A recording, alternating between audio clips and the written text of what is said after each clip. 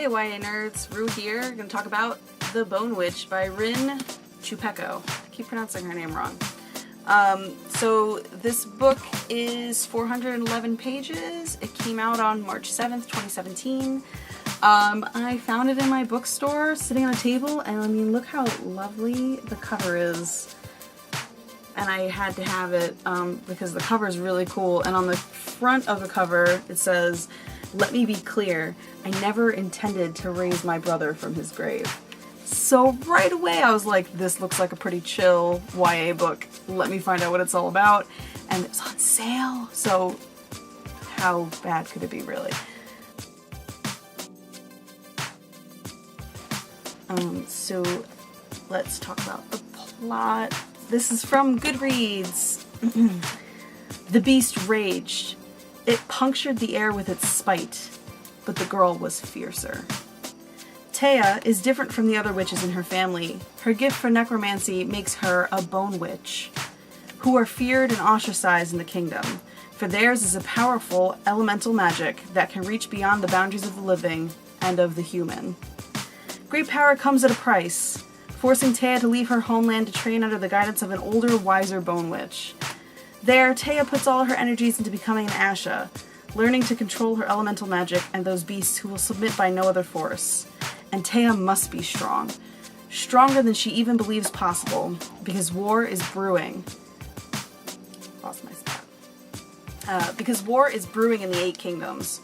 War that will threaten the sovereignty of her homeland, and threaten the very survival of those she loves.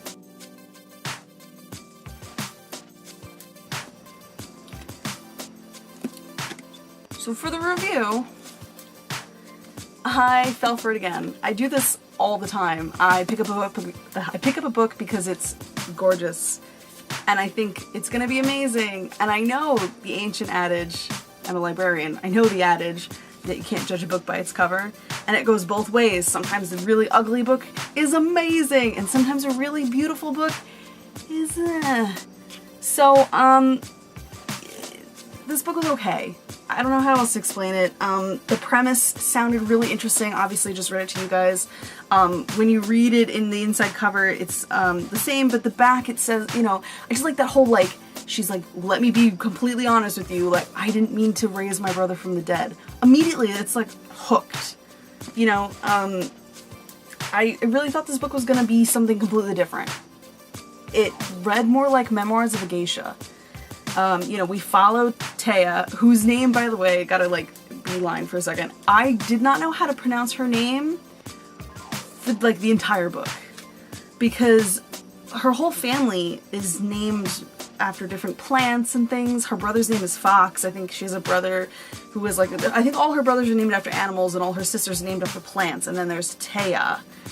And so when I read that her sisters were like Daisy and, you know, Rose and Lily, I was like, is her name T? And I think one of the characters pronounces it T at one point. Like, they make that comment like, oh, well, your siblings are named after plants, so obviously your name would be T. When I read that, I think it was like in the first third of the book, I was like, oh, I've been pronouncing it wrong, it must be T. And then, like, I don't know, maybe a couple chapters later, another character like drew her name out and the way they pronounce it was Taya, so then I was even more confused.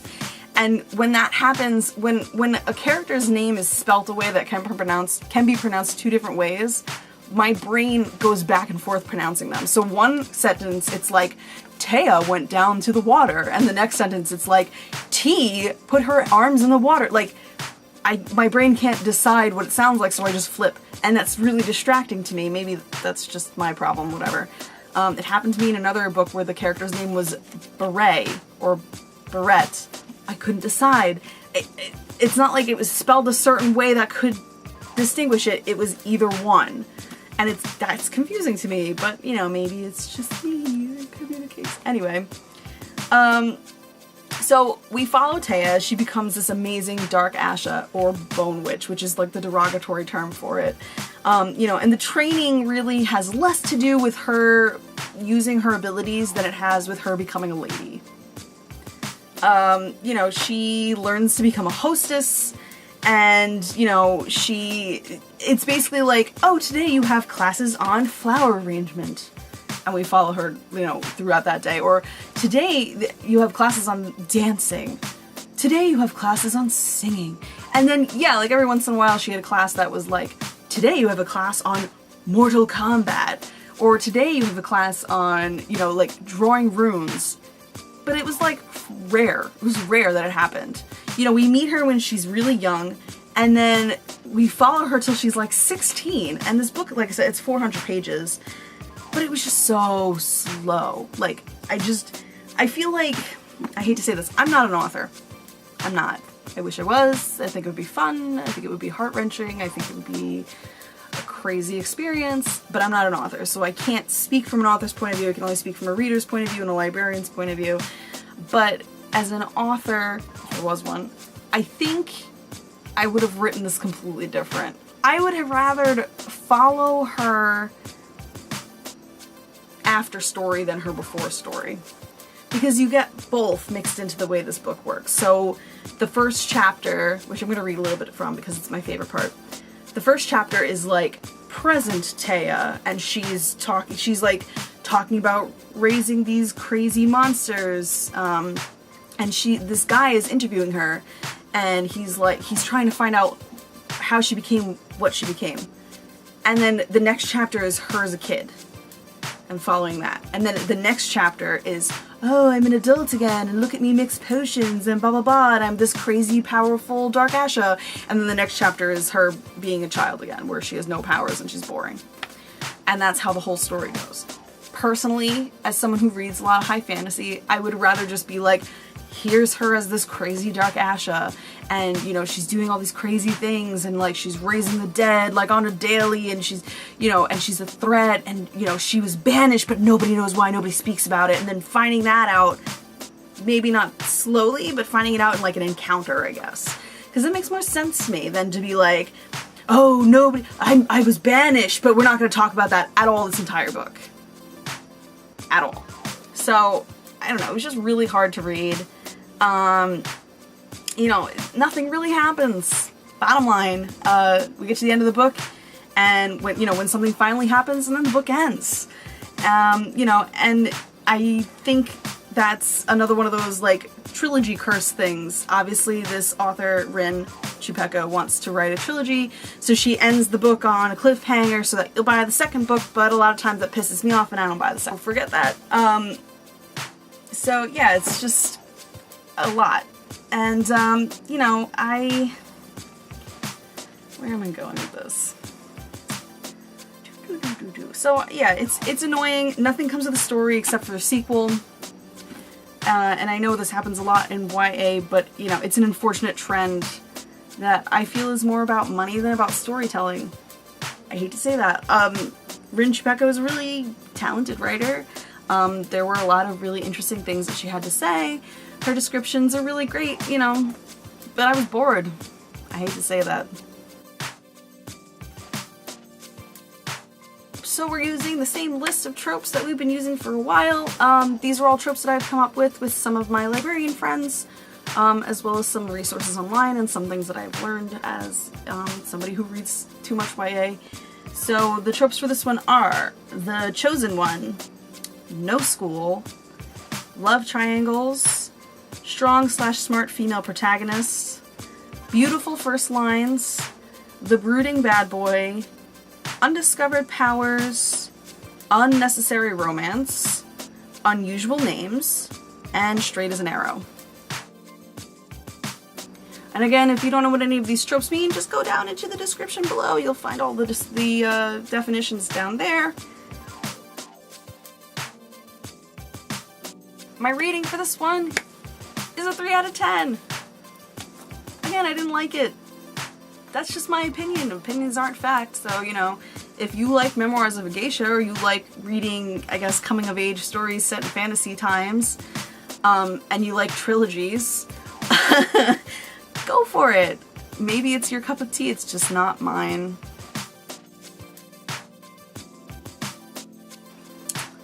So my favorite part was the opening scene.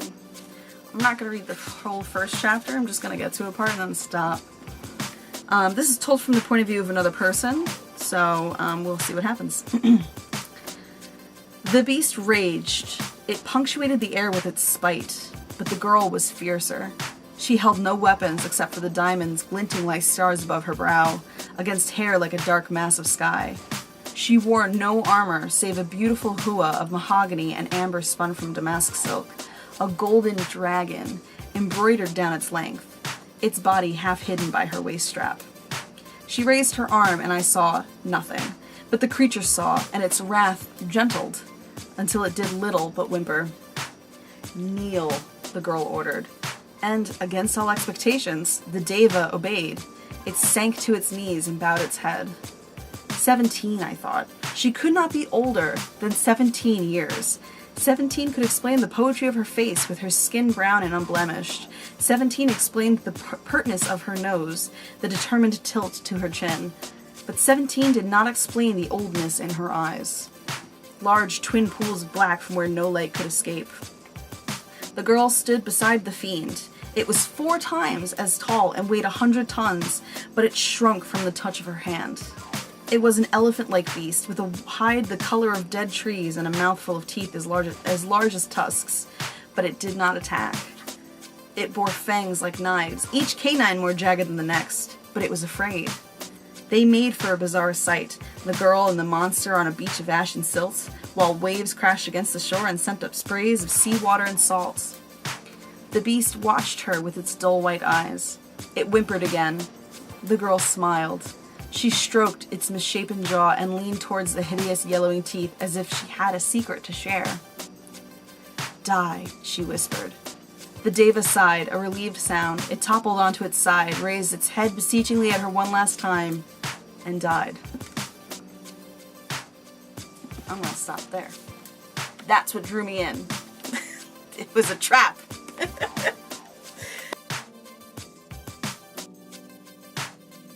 So the age range on this sucker, I can say 13, 14, and 15 and older.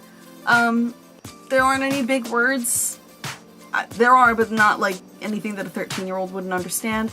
And there's nothing overtly sexual in it. I don't even think they curse. They might. It didn't hit me at all, you know? And at that point, I think 13-year-olds hear enough cursing from surrounding family members and some friends. So, you know, I think that's the perfect age spot. 13, 14, 15. I think a 15-year-old would really enjoy it, especially if she's into dancing and makeup. If she's into, like, princesses in Fantasyland, she may actually enjoy this. Or even if, like, a guy is into, like, that kind of stuff, you know, demons and monsters and magic, etc. Who knows? These are all just my opinions. Opinions aren't fact. So, that's all I have to say about The Bone Witch. Pick it up if you want to. Throw Rin Chupeco your money if you want to. I know she writes another series that's really great. The Girl in the Well, I'm pretty sure it's what it's called. And it's like horror, which is a new kind of thing in YA. I feel like we haven't really had a lot of horror up until this past couple of years, so could be amazing. We'll see. And that's all I have to say about this book. So, peace out, YA nerds.